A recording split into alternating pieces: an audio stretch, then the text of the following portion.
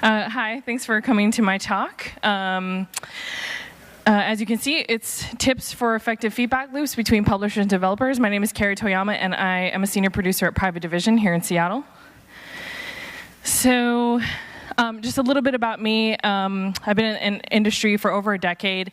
I started at Bungie working on Halo 3. Actually worked with Luke here in the front, which is awesome.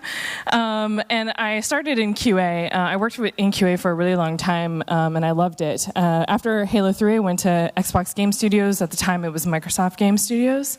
And I worked on multiple games there. The last game I shipped there was Gears of War Judgment. And then after that, I went to PopCap, and I worked on Peggle 2, which is my favorite game that I've ever worked on. And I moved into production basically at the end of my stint at PopCap, shipping all the rest of the Peggle 2 SKUs and DLC. And then after PopCap, I went to an indie studio called Adam Jack to be a producer on an unannounced and unreleased title. It was a Metroidvania, and it was made by 12 people. And we had a publisher, a big publisher, and they actually cut us at green light, and so we had to shut the whole studio down. And then after that, everyone went their separate ways, and I went to Valve. I wanted to work on VR there, so I shipped the HTC Vive and the Steam controller and the Steam Link at Valve.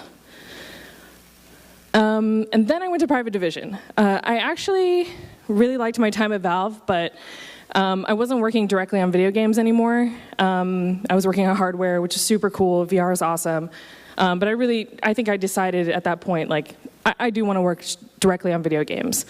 And the head of the studio at Adam Jack, his name's Alan Murray. He and I go way back. He actually worked at Bungie.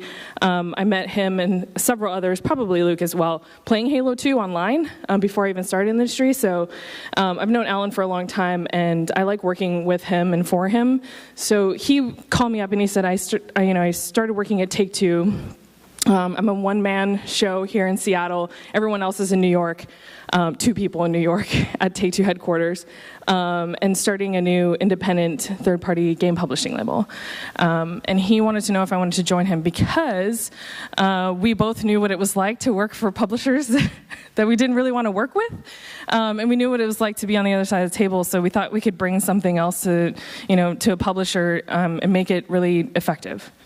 So I joined. It was actually before it was called Private Division. I helped name the label, which was really cool. So it was just the 3 of us, or 4. I think there was 4 of us when I started. As the senior producer at Private Division, I am a lead producer on 2 games, and these are third-party titles. So the first one is Ancestors: The Humankind Odyssey, that's made by Panache Digital out in Montreal, by the original creators of Assassin's Creed, and they're a dream to work with. I started working with them on day 1, so 3 years now. And the other title that I work on is an unannounced game by V1 Interactive. They're here in Redmond, and they're made up of a lot of ex-Bungie veterans and some great DigiPen folks and a smattering of people in the local community.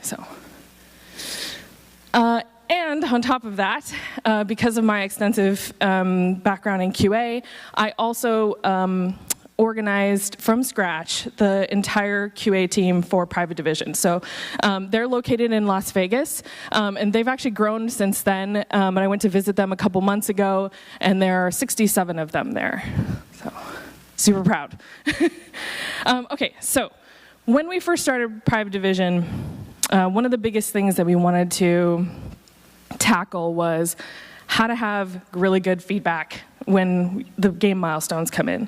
So we set up, pretty traditional milestones, things that we were really comfortable with, at our time at Microsoft and Bungie and working for big companies. So they're pretty traditional milestones.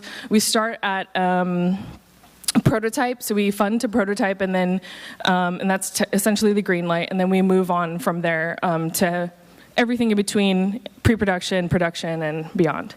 So actually, really quick, how many of you work for a game developer? And how many of you work for a publisher? Okay, so I think hopefully this will be helpful for both because we came from both, so we really wanted to make this work. So when we were first started, we were in the very early stages of development. That's prototype phase. Like, it comes from a piece of paper. Like, some of the pitches were literally a piece of paper. So how do we give feedback on like a build that is basically nothing but gray boxes? So we set these goals. We wanted to first provide feedback with every milestone. So if we expect the developer to package everything up and deliver it to us, then we should be expected to give them feedback and actually prove and spend time with the materials, documents, everything. The second thing was, to me, really important, was to create a dialogue between the publisher and the developer. And this means like not just, oh, okay, we played it, cool, bye. But it was really just like, here's our feedback. Now we want to hear what you think. Are we on the same page? Are we not? Why? What do you guys want to? What are you worried about? What do you want to work on? Here's what we're worried about. And then the third point was to really shepherd the development team to the next milestone. So if the next major milestone was prototype, and we think that they're not able to prove their prototype, like, a few milestones beforehand, then it's our job to make sure that they have everything that they need in order to create a prototype that will be successful. Because even though we're the ones judging it, we also care about it too. If I'm on a team, if I'm paired with, folks like for Ancestors, and they're heading towards a green light milestone, and I don't believe in it, that's a big problem. So we have to be, and that goes into the fourth point, which is it's supposed to be honest. So we try to be as honest as possible, which is difficult. It's easy to say, difficult to do. And for the feedback to be actionable. And I'll go into that a little bit more.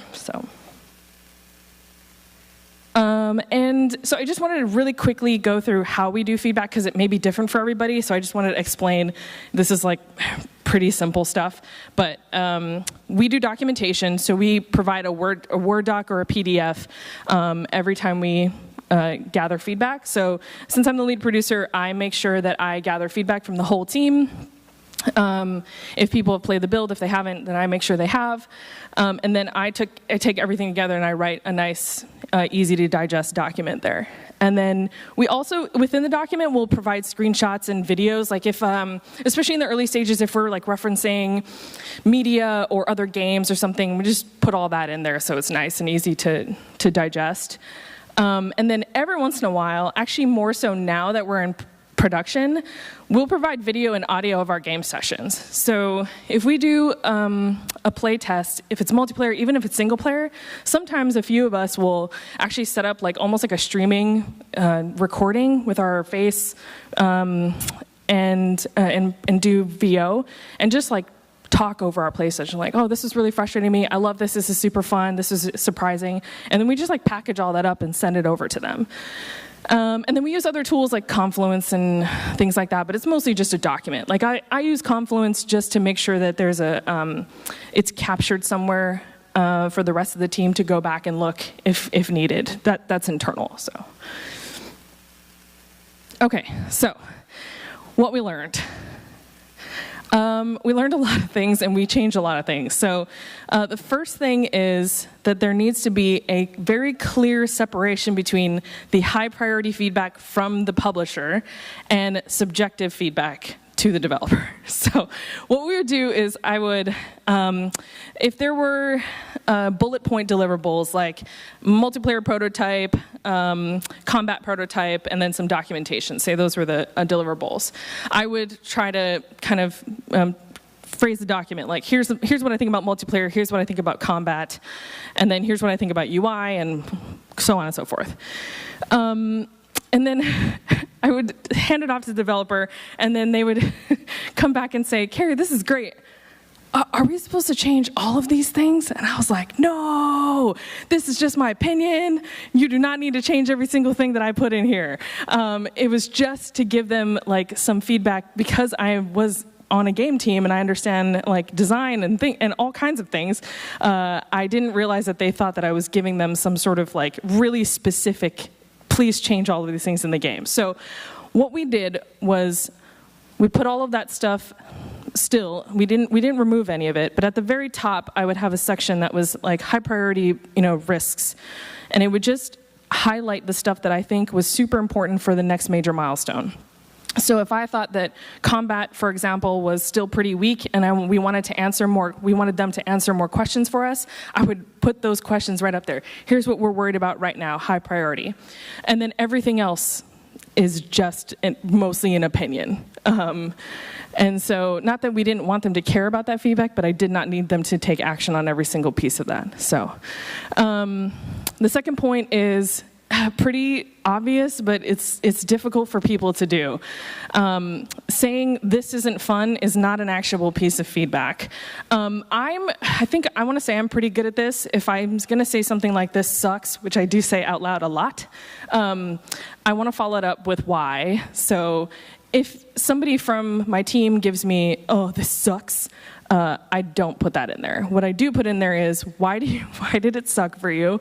And then I very explicitly write it out. I'll even write out quotes because I think that those are really powerful, where it's like, hey, Luke was playing the combat prototype and he was really frustrated because he didn't understand the controls. And then that's what I would put in there. And then I would put a quote like, he came over to me and said, Kari, I just don't get this. It's much harder for people that have never worked on a game team to understand this second bullet point, but it's worth following up if you're the one gathering all of the feedback together.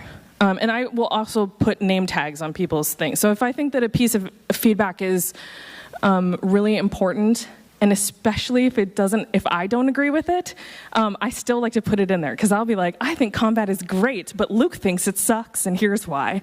I think that's really important because we all have our own opinions. So, and then the third thing is suggestions should be framed carefully. This is also, I think, it should be pretty easy to do, but it's not.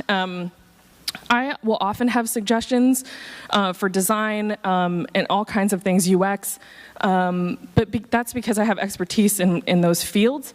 But that doesn't mean that I have any idea what they're going to be making later, or if it's, I kind of have an idea. So what I do is make sure that I tag something as a suggestion. I'll even say it, hey, possible suggestion, possible solution, just throwing it out there. I've seen other games do this, and I try to give very specific examples. But my feedback document is not full of suggestions. I only do it when I feel very strongly about something. And then this one was super important, and it's hard to do because you spend so much time on gathering feedback, is to get feedback on your feedback. So what I prefer to do is to go in person, deliver the feedback document in the email, because that's all very official. And then if I can, go to the studio. For Panache, it's difficult because they're in Montreal, but for V1, it's easy because they're here in Redmond. So I will drive over there and I'll spend an hour or two with them, bring the designers in, and we'll go through each piece of feedback together and we'll talk about it, which is really, really great. And then when I get to do that in Montreal, I do the same. So, and we have adjusted our feedback many times based on how they've given feedback on how we phrase things. And then obviously, don't be afraid to adjust after that. Okay, almost done here. This is my favorite part of all this, is that I keep telling people that my job is just to build relationships, which I like because I like talking to people, but I have to get stuff done. I have to make sure that ratings are set for our games, that they have localization, all of that stuff. Sure, that's great. But if I don't have a solid relationship with the dev team, everything sucks.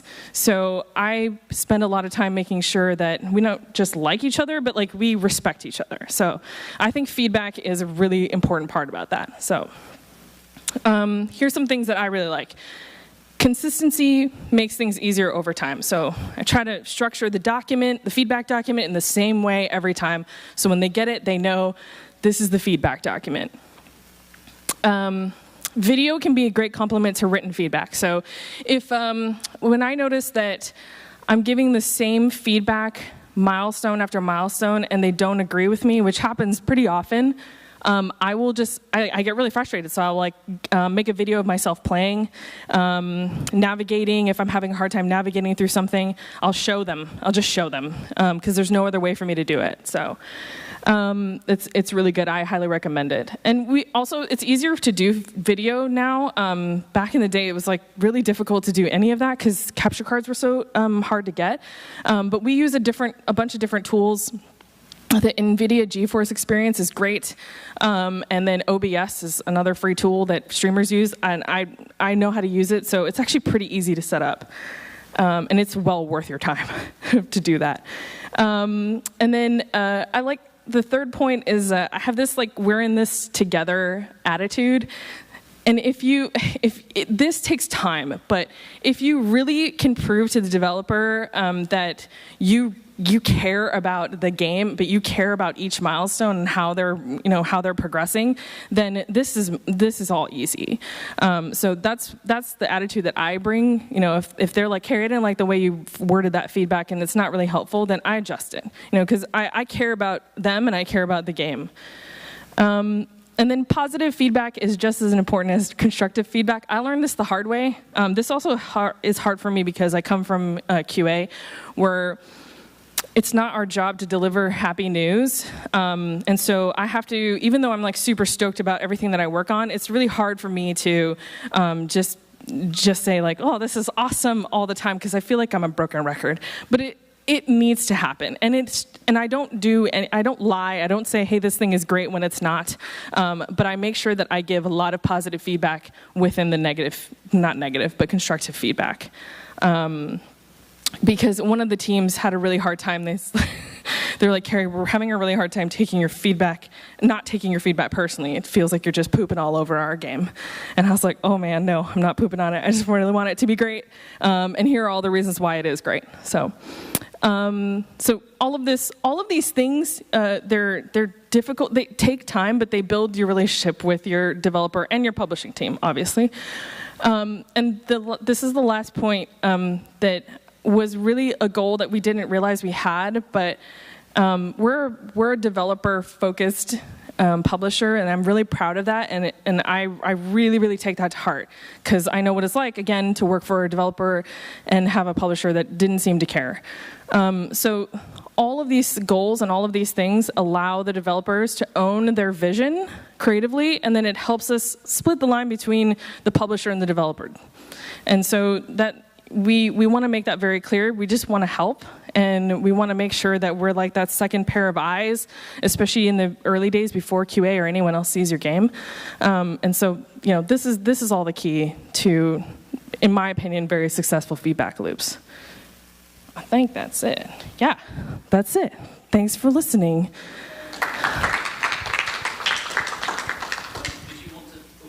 Take any questions before we break up? Yeah. If there are any. I don't want to put anyone on the spot. But does anyone want to ask a question?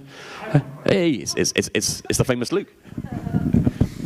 So let's say you were working with a brand new team, like 2 people, 3 people, 4 people come to you. What is the one question you would ask them about, you're going to predict this team's going to be successful or not? Forget even the game. What is the one question? What do you look for in a successful team? Oh, the one thing? I look for 20 things, man.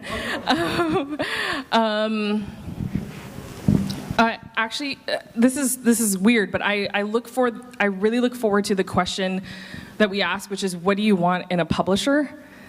Which I don't think people get asked very often, because most of the time when we ask it at the very end of the discussion, they look very surprised. And the answer to that question is what I'm looking for. So if I'm looking for when I hear we want to be really collaborative versus we just really want you to fund our game, that says a lot to me. And there's nothing wrong with wanting a publisher to just fund your game, but that's not really the publisher that we are. So if somebody says, I want to be collaborative, I want to hear your feedback, I want to work with you directly, you seem to have a lot of expertise in these things, and also on top of that, it'd be great if you funded our game and helped us with marketing and all of these things like localization and QA. So that to me, that's what I look forward to the most.